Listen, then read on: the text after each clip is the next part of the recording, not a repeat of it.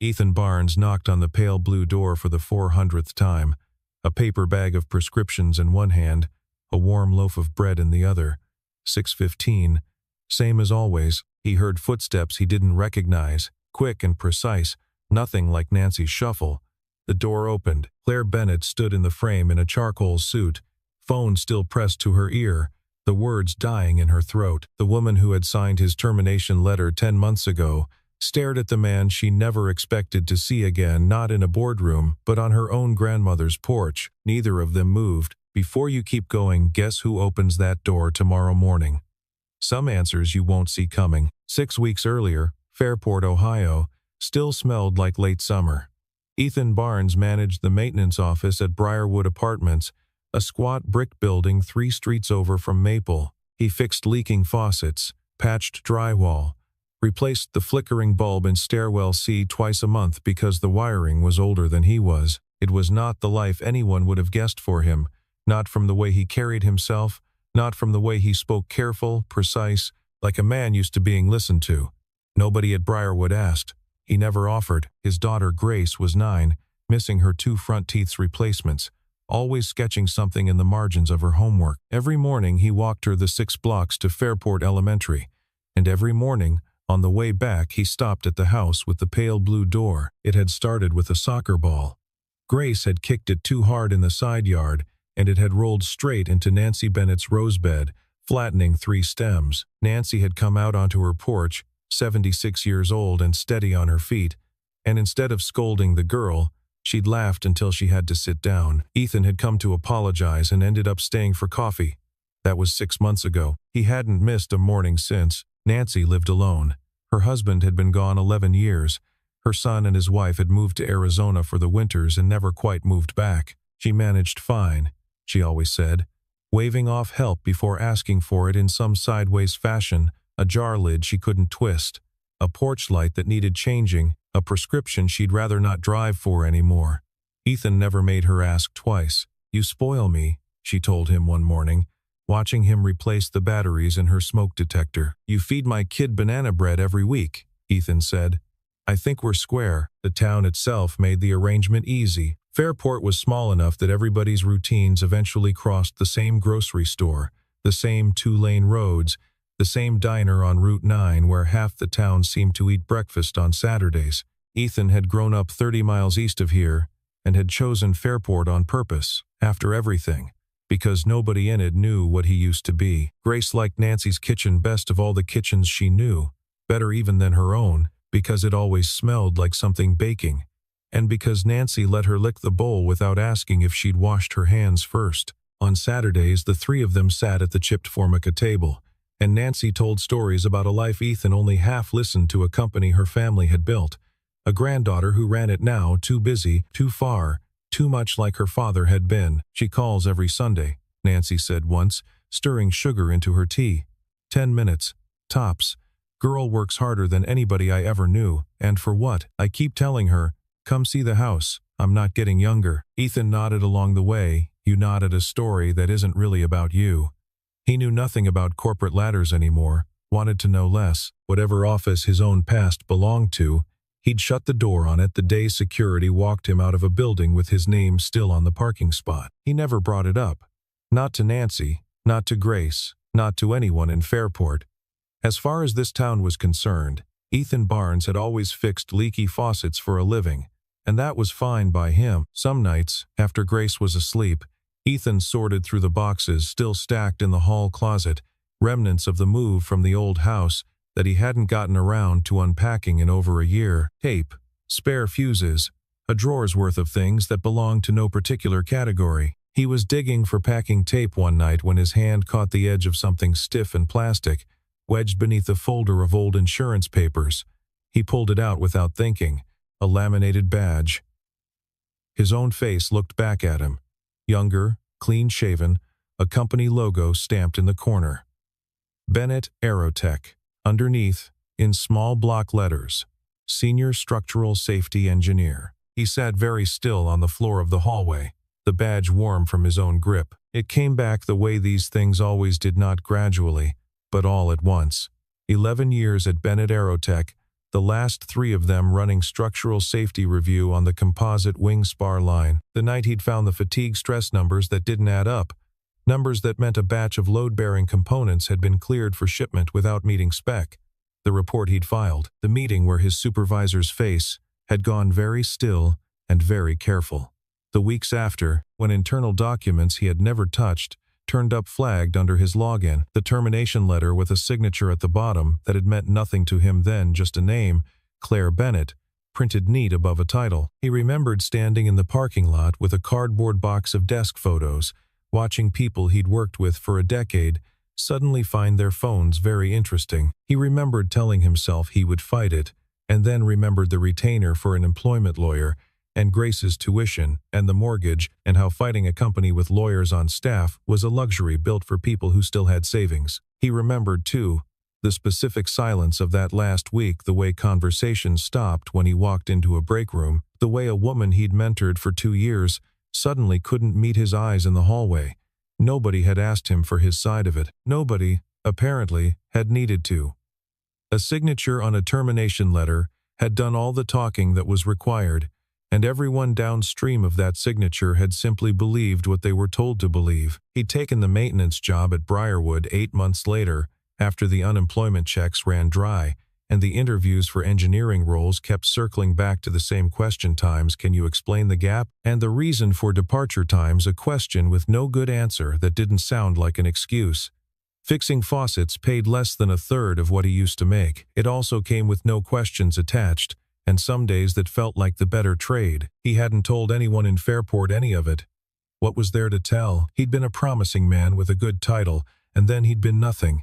And somewhere in between he had learned that titles were the easiest thing in the world to take from you. Ethan turned the badge over once in his hand, feeling the sharp corners bite into his palm, and then he dropped it into the kitchen trash, under the coffee grounds, where it wouldn't catch Grace's eye if she went looking for anything in the morning. He didn't sleep much that night, but when 6 o'clock came, he made coffee, packed Grace's lunch, walked her to school, and turned toward Maple Street exactly the way he always did, a bag of bread swinging from his hand, because whatever that badge had once meant, it had nothing to do with the woman waiting for her groceries 3 blocks from here. Some mornings start like every other morning.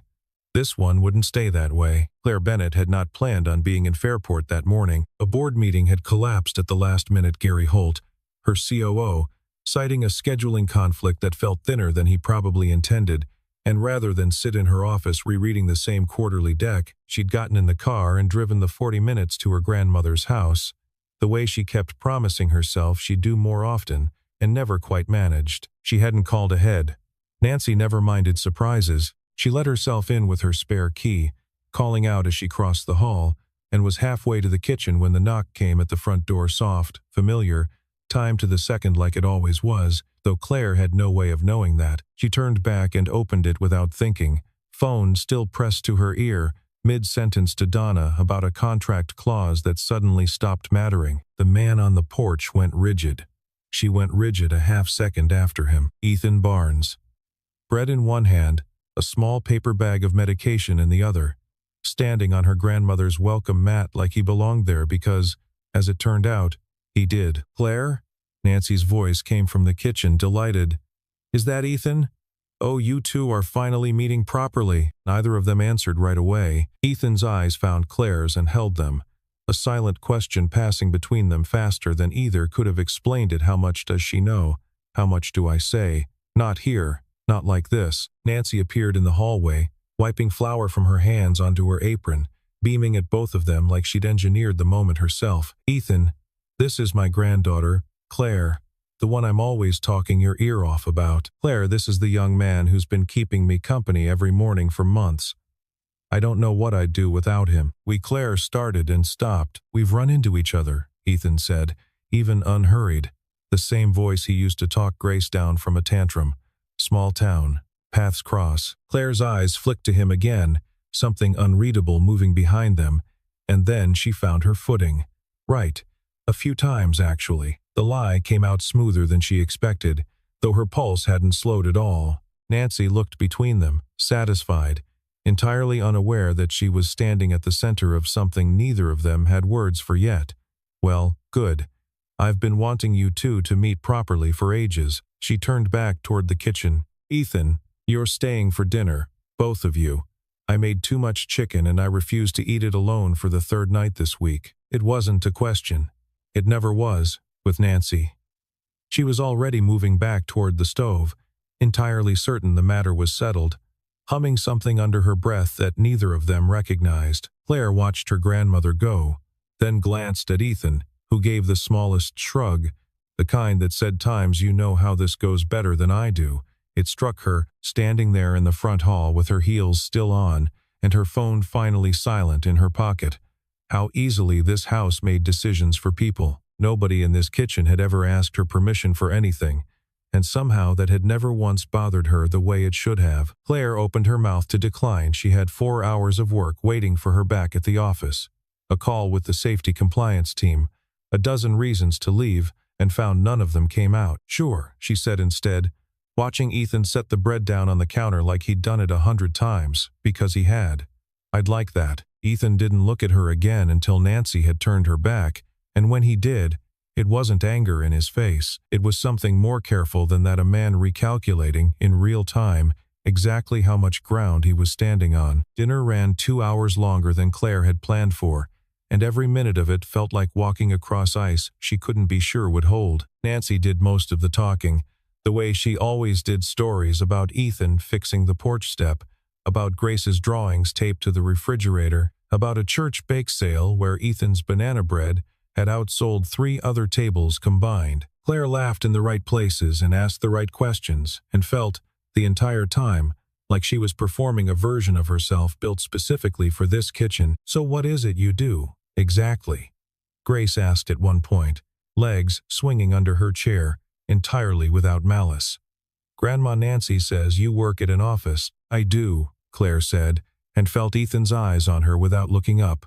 "Boring stuff. Paperwork, mostly." It wasn't a lie so much as it was everything true left unsaid. Ethan steered the conversation elsewhere, with the practiced ease of a man raising a 9-year-old alone, a joke about Grace's homework, and a question for Nancy about her garden, and Claire found herself grateful for it in a way she didn't examine too closely. She drove home that night with both hands tight on the wheel, replaying every second of it. By the time she reached her apartment, she had already pulled up the employee archive on her laptop, fingers hovering over the search bar for a long moment before she typed the name. Barnes, Ethan terminated, September. The file was thinner than she remembered signing off on. She read it twice. Data mishandling, unauthorized access to restricted files, termination for cause. Her own signature sat at the bottom of the recommendation, dated 10 months back, a decision she had made in an 11-minute meeting with Gary Holt standing at her shoulder, certain and urgent, the kind of certain that hadn't left room for questions. She closed the laptop without reading further. It wasn't enough to build a conclusion on. Not yet. And she told herself that was the only reason her stomach felt the way it did. She didn't mention any of it to Gary.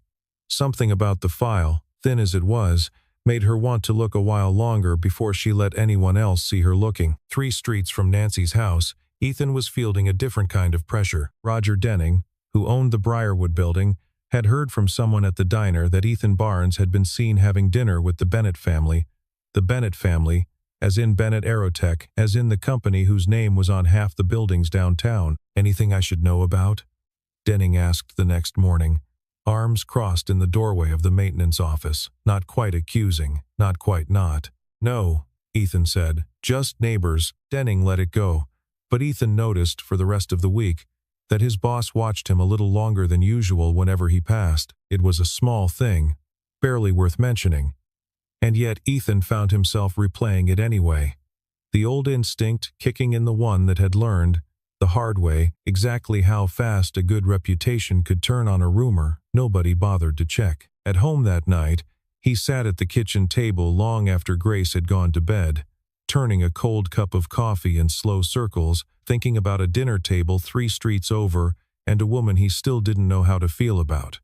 He didn't reach any conclusions. He rarely did these days, when it came to anything connected to that name. Back at Bennett Aerotech, Donna Reyes noticed something to her boss, still at her desk well past 7, a personnel file open on her second monitor that Donna recognized without needing to ask why. Donna didn't say anything. She had her own reasons for staying quiet about that name, reasons that had kept her up more nights than she'd admit to anyone.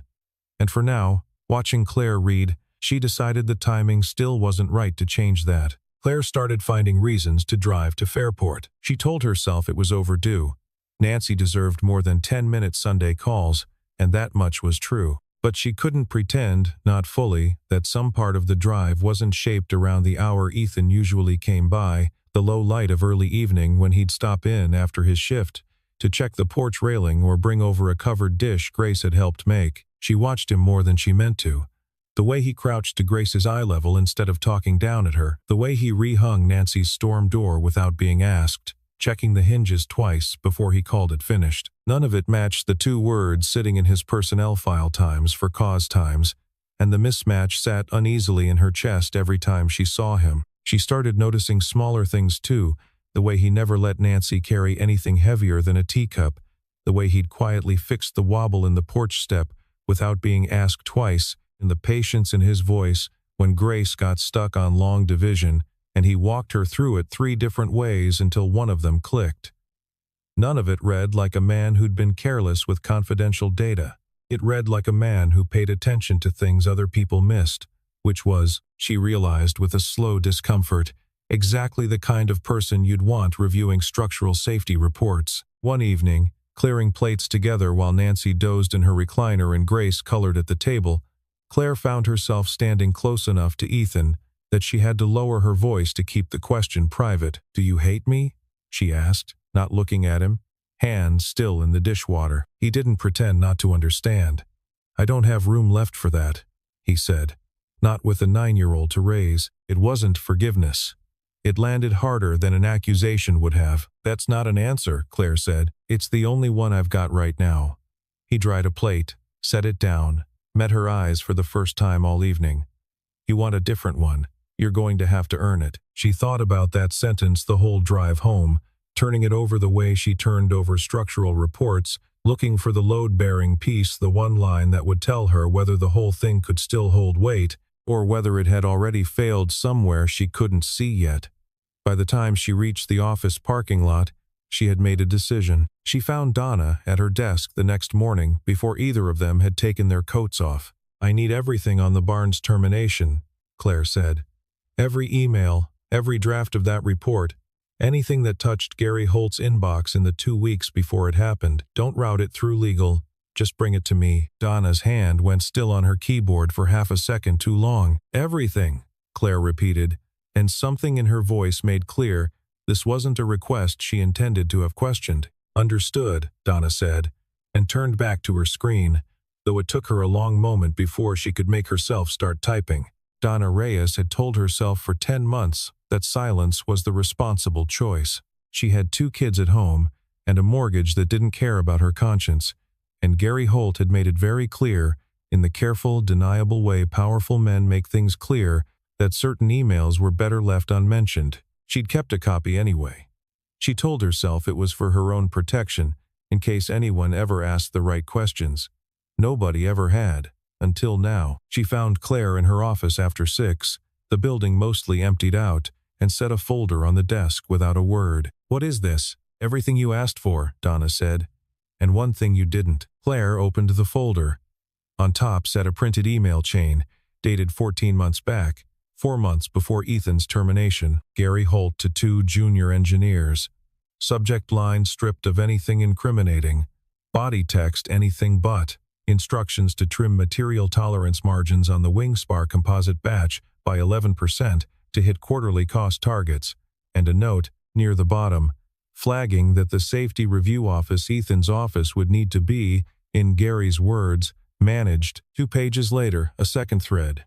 Ethan's original report, the one that had gotten him fired, flagging the exact tolerance failure Gary had ordered, and beneath it, an internal message from Gary to HR, drafted the same week, laying groundwork for a data mishandling complaint against a safety engineer who was, quote, becoming a liability to the timeline. Claire read it 3 times before she trusted herself to speak. "He never leaked anything," she said quietly. He found what Gary was hiding. "I should have said something sooner," Donna said, voice shaking now that it was out. "I was scared. I've still got 2 kids and 1 income, and I know exactly what happens to people who cross Gary Holt. I'm sorry. I know that's not enough." Claire looked up at her, and whatever fury had been building in her chest for the last 10 minutes, none of it landed on Donna. "You just did the hard part," she said. "That's not nothing." Donna nodded, wiped her eyes with the back of her hand, and let out a breath she seemed to have been holding for over a year. Claire sat with the folder long after Donna left, the office dark except for her desk lamp, the full shape of what she'd done finally visible to her for the first time. Not a mistake, not an oversight, but a man's entire career, taken apart on purpose, with her signature at the bottom of the paperwork. She thought about Ethan crouched at Grace's eye level. She thought about the porch railing, the storm door hinges checked twice. She thought about times you're going to have to earn it, and understood, sitting alone in her office at 9 at night, that an apology delivered here, across a desk, with lawyers eventually in the room, would mean nothing at all compared to one delivered honestly, face to face, to the man who'd spent 10 months rebuilding a life she had helped tear down. She sat with that thought a long time, watching the lights of downtown Fairport blink on through her office window one by one, and understood that whatever came next couldn't start with a press release or a legal statement. It had to start with a conversation, the kind she should have had 10 months ago, before any of this became a folder on her desk, instead of a person standing on her grandmother's porch. She called him before she let herself think better of it. "I need to see you," she said when he picked up. "Not at Nancy's. Just you." There was a pause on the line, long enough that she wondered if he'd hang up. "Tomorrow," Ethan said finally. After Grace's at school, Gary Holt did not like being summoned to a board session with no agenda circulated in advance, and he liked it even less when he walked in and saw Claire seated at the head of the table with a folder in front of her, and Donna Reyes standing quietly by the door. "What's this about?" he asked, taking his seat with the easy confidence of a man who had never once considered that the ground beneath him might not hold. Claire didn't waste time. She laid the printed emails across the table, one by one, letting each board member read them in silence before she spoke. 14 months ago, Gary ordered a reduction in structural tolerance margins on the wing-spar composite line to protect quarterly numbers. Ethan Barnes flagged it exactly as his job required him to. 3 weeks later, Gary began building a termination case against him not for the tolerance failure, but for a data breach that never happened. The room went very still. "This is absurd," Gary said. "Too fast. You're taking the word of a disgruntled ex-employee and turning it into a conspiracy." "I'm taking the word of your own emails," Claire said, and slid the last page across the table. "Written under your name, sent from your account, time-stamped before his termination was ever discussed." Gary's composure cracked for the first time, a flush climbing up from his collar. He looked at Donna, and something in his expression made her flinch, though she held her ground. "You want to talk about disgruntled," Gary said, low now, aimed at Claire alone. "How disgruntled is the board going to be when they hear their CEO's been having dinner with the man she fired at her own grandmother's house every week for a month? How's that going to read in the press, Claire? Careful who you're trying to expose." The threat landed, and for a moment nobody in the room moved. Then the conference room door opened. Ethan stepped in, still in his work jacket, a manila folder of his own tucked under one arm. He hadn't been invited, but Claire had told him where and when, and he'd made his own decision about whether to come. "I have the original structural report," Ethan said, setting it down beside Gary's emails without raising his voice.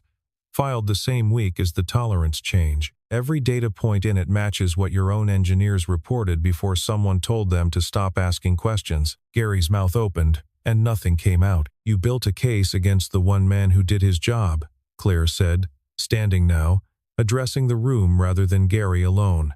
"I signed off on it without asking enough questions, and I own that, but the record is in front of you. I'd like the board to vote on Gary Holt's immediate suspension, pending a full internal and external safety review." The vote, when it came, was not close. Gary was escorted from the building within the hour, his access revoked before he reached the parking lot, his protests trailing behind him down a hallway nobody stopped to watch. Ethan stood by the window afterward, watching the afternoon light fall across a company that had once been the center of his whole life, and felt something in his chest loosen for the first time in 10 months, not triumph, exactly, but the quiet relief of finally being believed. Claire crossed the room and stood beside him, close enough that their shoulders nearly touched. "Thank you," she said, "for coming." "I didn't do it for you," Ethan said, though there was no edge in it now. "I did it because it was true." "I know," Claire said. "That's exactly why it mattered." The internal investigation moved fast once it started. Within a week, Gary Holt's suspension became a formal termination. The Safety Review Board opened a full audit of every wing spar batch shipped in the last 18 months, and 2 separate engineering firms were brought in to verify Ethan's original findings, both confirming what he'd flagged over a year earlier down to the decimal. Claire called a full staff meeting on a Thursday morning.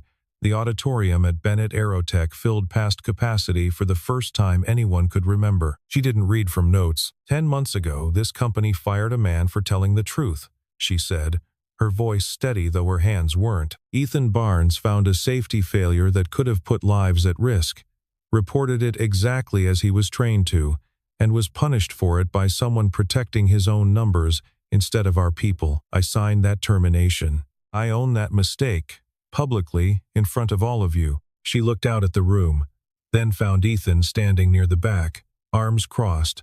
Grace is drawing the one of their kitchen table, the one he still didn't know Claire had seen taped to Nancy's fridge folded in his jacket pocket, though nobody in that room knew that detail but him. I'm offering Mr. Barnes his position back, at a senior level reflecting the 10 months this company owes him, along with full back pay and a formal correction to his record. But more than that, I'm asking the board to make what he did policy. Every safety flag gets independent review before termination is even considered.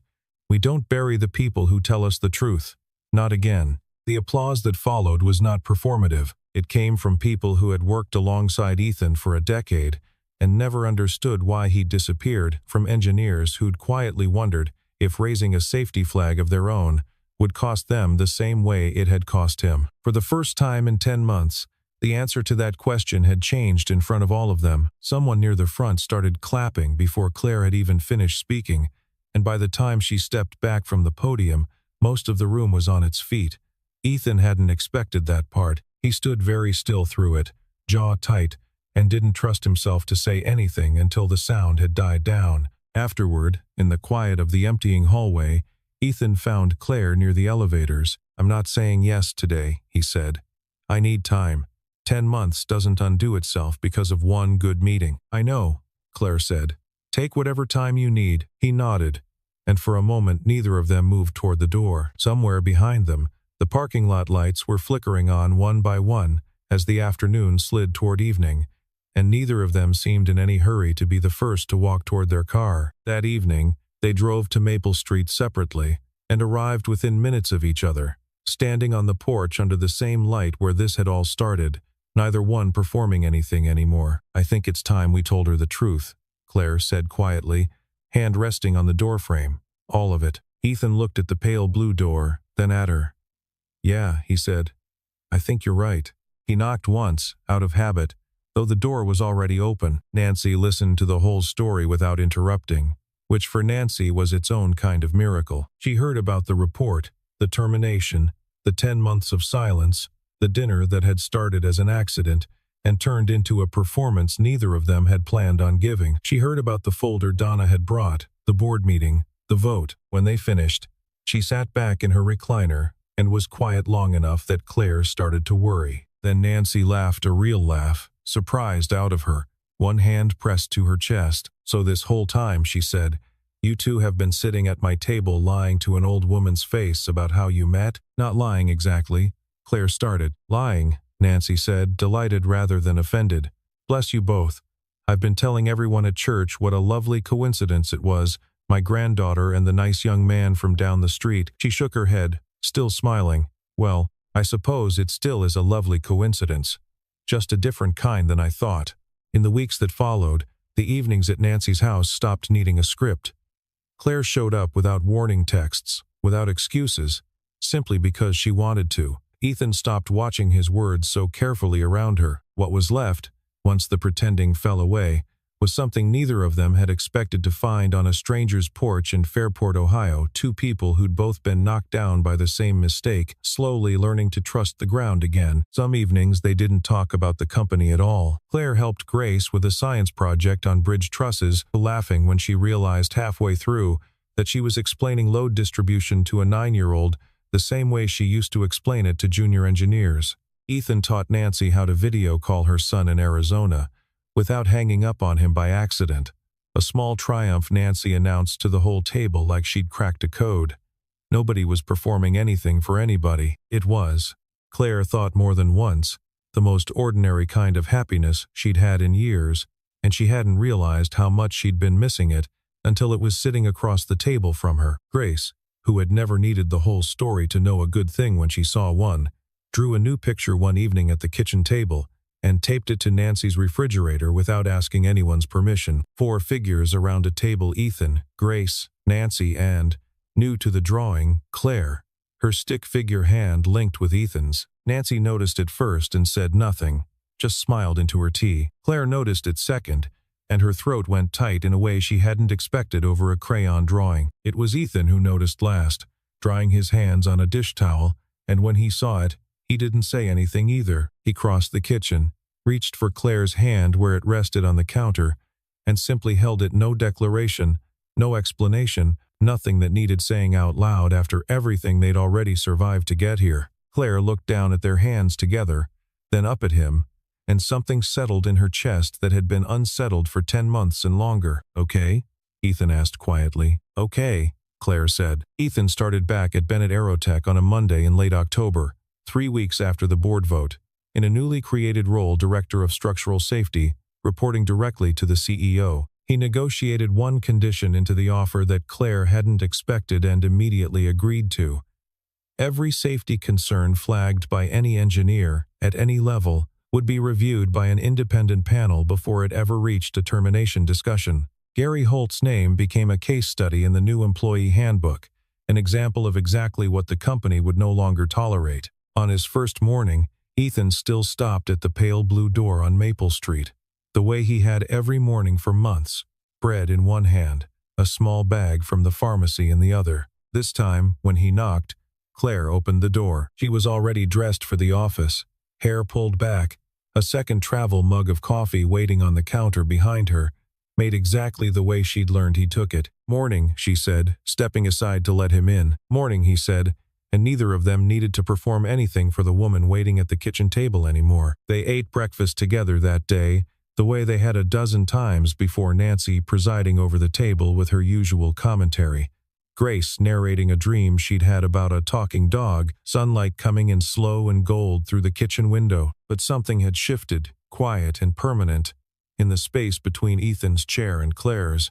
Nobody announced it. Nobody needed to. Nancy caught Claire's eye across the table at one point and said nothing, just smiled into her coffee, the particular smile of a woman who suspected she'd had a hand in something good and didn't need credit for it. Grace's drawing was still taped to the refrigerator behind her, a little curled at one corner now, 4 stick figures around a table that had somehow, without anyone deciding it on purpose, become true. Later, walking Grace to school, Ethan felt his phone buzz a text from Claire. 3 words, nothing more.